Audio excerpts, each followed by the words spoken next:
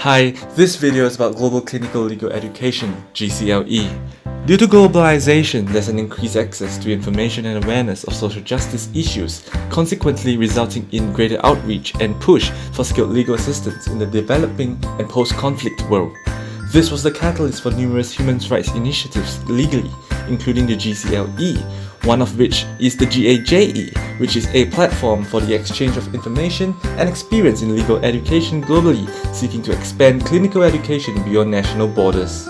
So what is CLE and GCLE? First, Clinical Legal Education CLE is defined by three qualities, namely professional skills and values, clinical methodology, and legal education reform.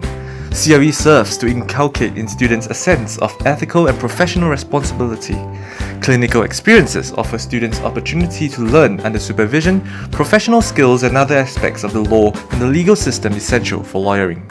Unlike traditional legal education, CLE educates future lawyers for the benefit of both the profession and society, seeking to be an essential part of legal education and to assimilate its values to the benefit of society. CLE is expanded through having legal clinics beyond national borders. GCLE prepares students to be competent and professionally responsible lawyers while delivering legal services and promoting social justice by instilling in future lawyers a greater sense of public responsibility. Students are often confronted with problems such as the lack of accessibility to justice and the development of future lawyers. However, many challenges persist, threatening the viability of a global clinical legal movement. Despite globalization, it remains that different cultures approach legal problems in different ways, varying according to the social, economic, cultural, and political factors unique to a particular society. We will focus on two main challenges, namely differing legal systems and cultural differences. Every society has rules and laws which govern the people and their behavior that is unique to that society. As such, the lack of one uniform law or legal system poses clear difficulties for GCLE. Consider this example between Australia and South Sudan. The Australian legal system is based on the rule of law and operates as a functional and unbroken system based upon fairness and equality. In South Sudan, however, legal problems are instead regulated through customary law and have communal instead of formal courts, which would include oral customs and traditions passed down from generations past. An Australian lawyer seeking to effect changes he believes necessary in the South Sudanese legal culture would clearly struggle due to such differences. Cultural differences, too, pose significant difficulties to the success of GCLE. This is because of 1. Culture-based procedural differences, and 2. Lawyers' failure to partake in ethical lawyering. Culture-based procedural differences may lead to procedural tension for two primary reasons. First, there is an immense diversity in belief-based conceptions and values, norms, and social practices of conflict resolution. Second, belief-based standpoints are necessarily normative and tend to be perceived as non-negotiable, internalized social rules. For these reasons, procedural tensions may occur since parties will rely on different culture-based values and norms in handling conflict.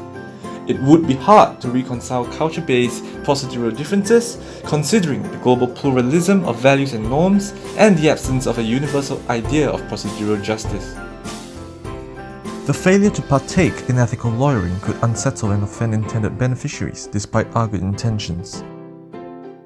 If you have come to help me, you are wasting your time. But you have come because your liberation is bound up with mine, then let us struggle together. This highlights the need for lawyers to connect and be integrated with their beneficiaries. However, people often act on the self-reference criterion, which refers to the tendency for individuals to evaluate other cultures from our viewpoint, with our values and priorities held as a norm against which judge others. This has implications for lawyers, as legal systems are both a cause and a product of society's unique history and culture, and is a clear contradiction to arguments for non-interference and judgment in other societies, as our moral norms are no more correct than that of others. In handling procedural conflicts, third parties like mediators too are often influenced by their personal values and may be faced with the difficulty of adhering to impartiality and respecting other norms. So how do we counter the challenges? The reality is that people would endorse a diverse range of differing moral views. According to David Lubin, however, this should result in epistemic humility. Nonetheless, by adopting the following approaches, the aforementioned challenges may be successfully averted. Number 1. Be comfortable. You have to be willing to be uncomfortable, as GCLE requires us to venture outside our comfort zone, physically and geographically, and also to question the fairness of our laws and policies. Hence, we must be prepared to be misunderstood and criticized, and also to accept criticism from the very people we are seeking to help. Criticism is not always bad and can be beneficial, for example in opening our minds to new ideas. Number 2. Build a positive relationship. It is essential to build relationships with our intended beneficiaries to facilitate critique of the law. Social justice requires for individuals to examine the existing laws and impacts, not only from the perspective of their legislative history, but also of the common person, such as the elderly and the working poor of that community. Perspectives you only get by seeking out the voices of these people, who are not heard in the courtroom. We should remember that social justice advocacy is a team effort, not a lone mission. Being part of a group with the community with solidarity is critical. We can do it the old-fashioned way, one at a time with humility, with the willingness to learn, help, and recognize the dignity and life experiences of others. Over time, people will embrace you and you will embrace them, thus achieving solidarity with the community. Number 3. Focus on the processes of lawmaking rather than the means and the end.